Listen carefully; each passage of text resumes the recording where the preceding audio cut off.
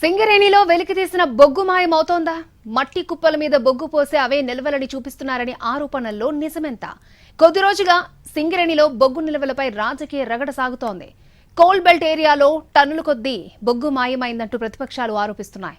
అలా ఏమీ జరగలేదంటూ అధికార పార్టీ కౌంటర్ ఇస్తోంది.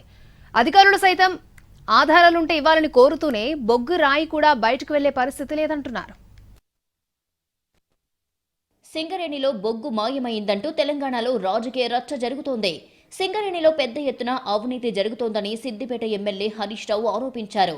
1600 కోట్ల రూపాయల విలువైన 40 లక్షల టన్నుల బొగ్గు మాయమైందని సంచలన ఆరోపణలు చేశారు.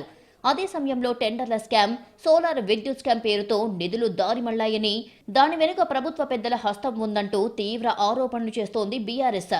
తన ఆరోపణలకు సాక్ష్యాలుగా కొన్ని వీడియోలు చూపించారు హరీష్ రావు. మట్టి కుప్పల మీద బొగ్గు పోసి లేని బొగ్గు ఉన్నదని చెబుతూ సెస్ సైతం చెల్లించడమే కాకుండా సీఎస్ఆర్ నిధులు సైతం విడుదల చేశారని ఆరోపించారు.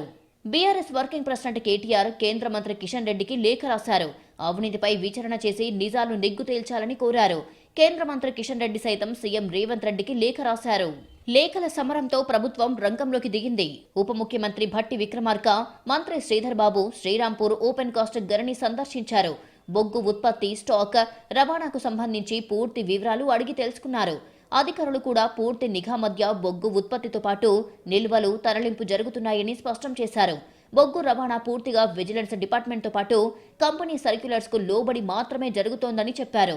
కోల్ ట్రాన్స్పోర్ట్ అనేది కాంట్రాక్ట్ ఇచ్చిన కాంట్రాక్టర్ లారీల ద్వారా మాత్రమే జరుగుతుంది.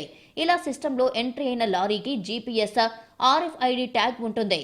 లారీ నంబర్, ఇతర వివరాలు మైన్, అన్లోడింగ్ పాయింట్ కు అసైన్ చేస్తారు. VTS వారు ఏర్పాటు చేసిన బూమ్ బ్యారియర్స్, సీసీ కెమెరాల మార్గం గుండా వే బ్రిడ్జ్ల వద్దకు వెళ్తాయి. రైల్లో లోడ్ చేసేది కూడా అది కూడా మన రైల్వే ఫాయిల్స్ లో ఎట్లా అవుతుంది, ప్రతి వ్యాగన్ లో ఎంత బొగ్గు లోడ్ అవుతున్నది కూడా ఫాయిల్స్ రైల్వే వాళ్ళ ద్వారా ఎట్లా అవుతుంది, స్టేషన్ కూడా వాళ్ళే చేస్తున్నారు. సో అది మనము ప్రతి టన్ను లోడ్ అయ్యేది మన ప్రీవే బిన్ అంటే ముందే దాంట్లో ఎంత లోడ్ చేస్తామో వెయిట్ అయిన తర్వాతనే వ్యాగన్లో లోడ్ అయ్యింది. వ్యాగన్ల ద్వారా రోడ్డు మార్గంలో పోయేదానికి మనము ఆల్రెడీ ప్రతి లారీ కూడా చెక్ పోస్ట్ దాటే వెళ్ళాలి. చెక్ పోస్ట్ దగ్గర మనం పర్సన్ వాచ్మెన్ ఉంటాడు. దాని తర్వాత బూమ్ బ్యారల్ ఉంటుంది. తర్వాత రీడ్ చేస్తుంది, RFID రీడర్ ఉంటుంది. అది ఆ లారీని రీడ్ చేసిన తర్వాత వీళ్ళు చెక్ చేసిన తర్వాతనే లారీ బయటకు వెళ్తుంది. ఇవే కాకుండా వే బ్రిడ్జ్ లో తీసుకున్న లోడ్ బొగ్గు అన్లోడింగ్ వద్ద కూడా ఉండాలి. ప్రతి లారీ నిర్ణయించిన మార్గం గుండా బొగ్గు తీసుకెళ్తుంది. దీనిని ట్రాక్ చేసేలా జియో ఫెన్సింగ్ విధానంలో మానిటరింగ్ చేయడంతో పాటు ప్రతి లారీలో జీపీఎస్ కూడా ఫిక్స్ చేయడం వలన బొగ్గు రవాణాలో తేడాలు, దొంగతనాలకు ఆస్కారమే ఉండదనేది అధికారులు చెబుతున్నారు. VTS లో భాగంగా సీసీ కెమెరాలు, బూమ్ బ్యారియర్స్, అలర్ట్ మెసేజ్లు, RFID ట్యాగ్స్, రాడర్స్ అన్ని సరిగ్గా పనిచేస్తూ ఎప్పటికప్పుడు డేగ కన్నుతో పర్యవేక్షణ కొనసాగుతోంది. సింగరేణిలో కోల్ ట్రాన్స్పోర్టేషన్ అనేది అత్యంత పారదర్శకతతో చేయబడుతుంది. అట్లాగే సెక్యూరిటీ చెక్స్ అని సాంకేతిక సేవలతో కోల్ ట్రాన్స్పోర్ట్ చేయబడుతుంది.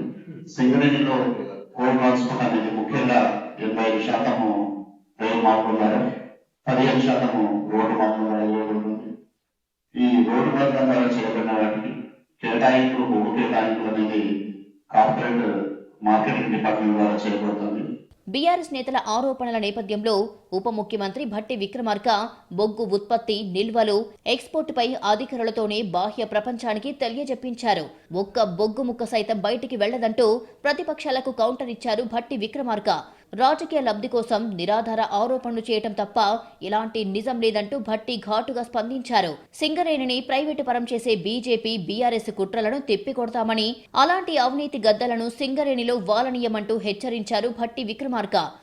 రాజకీయ అవసరాల కోసం, స్వార్థం కోసం ఇటువంటి కార్యకలాపాలు చేయొద్దని చెప్పి మాత్రం చాలా స్పష్టంగా వారు చెప్తూ సింగరేణి అత్యంత పారదర్శకంగా, ట్రాన్స్పరెంట్ గా పనిచేపించడం కాదు, ఇది ప్రజల ఆస్తి, తెలంగాణ ఆస్తి. ఈ వనరులు, ఈ వ్యవస్థ, ఈ శక్తి అంతా ప్రజలకి చెందింది. ఈ రాష్ట్ర ప్రజలది. ఇది అట్లాగే ఉంటుంది.